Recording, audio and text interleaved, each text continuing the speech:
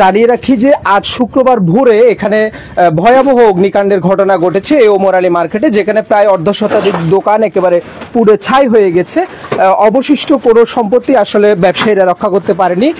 প্রায় 6 থেকে 7 কোটি টাকার ক্ষয়ক্ষতি এখানে হয়েছে। ব্যবসায়ীরা ব্যাপক লোকসানে পড়েছেন। সেখান থেকে লাইভে সর্বশেষ ক্ষতিগ্রস্ত হয়েছে এখানকার যে ব্যবসায়ীরা। এখানে আলকাতরা থেকে শুরু করে রং সহ বিভিন্ন ধরনের গুদামও রয়েছে, সমিল রয়েছে। আমরা ব্যবসায়ীদের সঙ্গে কথা বলবো।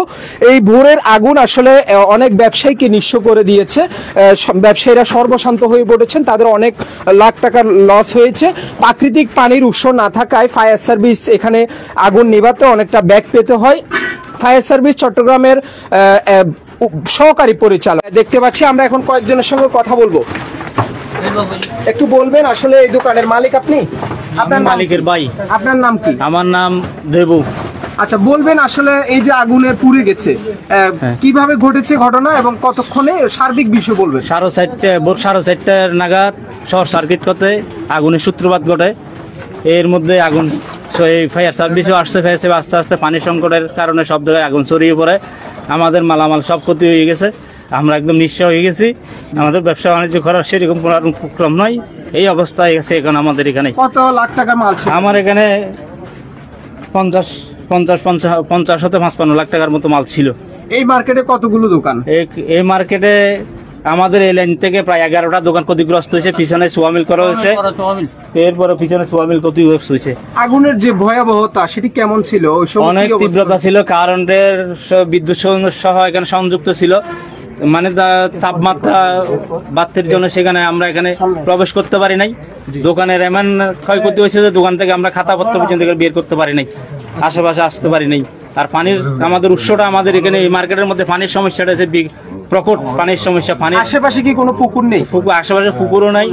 আমাদের এখানে ওই কোনো রিজার্ভ ট্যাঙ্কের কোনো ব্যবস্থা নাই, নলকূপের ব্যবস্থা নাই। আমাদের এখানে পানির সংকটটা হয়েছে বেশি। সে কারণে আমাদেরকে এখানে ওই ফায়ার সার্ভিস এসে আগুন নিপাতে একটু ব্যাক করতে হয়েছে। সেজন্য অনেক বেড়ে গেছে।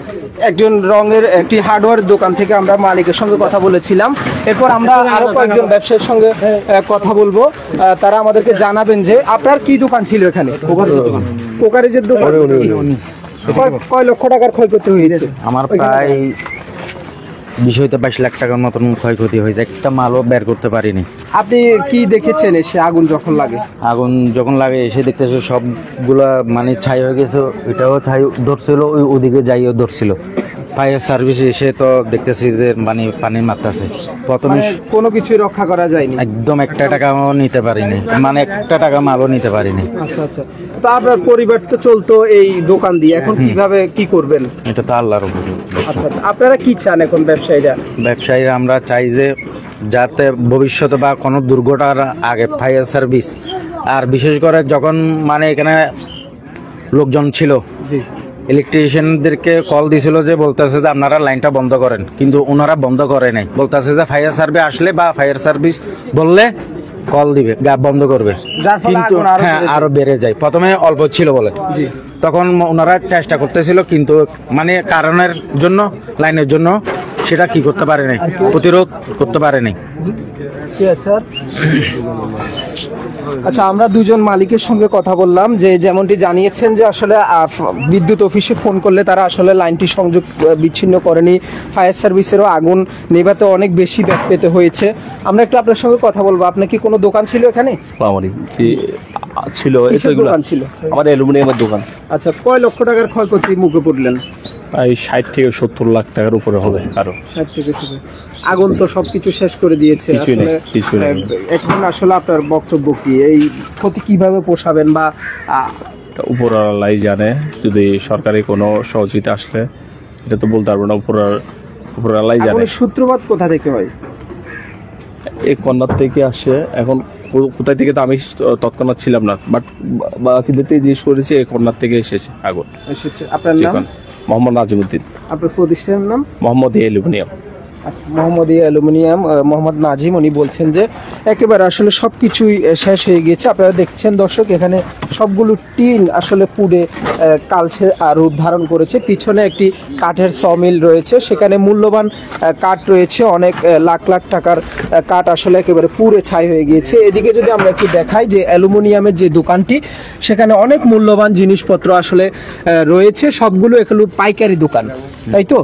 পাইকারি দোকান, যার ফলে এসব এক এক দোকানে কিন্তু লক্ষ কোটি টাকার উপরে মালামাল রয়েছে। এখান থেকেই খুচরা ব্যবসায়ীরা সংগ্রহ করে নিয়ে যান।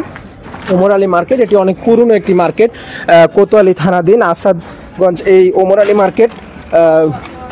তো সর্বশেষ অবস্থা জানাতে লাইভে যুক্ত হওয়া আসলে ব্যবসায়ীরা যে ক্ষতির মুখে পড়েছেন সেটি আসলে তারা কিভাবে পুষিয়ে নেবেন বুঝতে পারছেন না। তবে সরকারি কোনো সংস্থা কিংবা সরকারের পক্ষ থেকে যদি তারা সহায়তা পান অথবা তারা বিশেষ কোনো ছাড়ে ঋণ পান, এরকম কেউ কেউ বলছেন, সেই ব্যবস্থা যেন তাদের প্রতি করা হয়। অনেক ব্যবসায়ী আসলে নিঃস্ব হয়ে গেছেন। আমরা পুরো এলাকাটি এখান থেকে দেখাচ্ছি। আর কেউ আছেন দোকানের মালিক?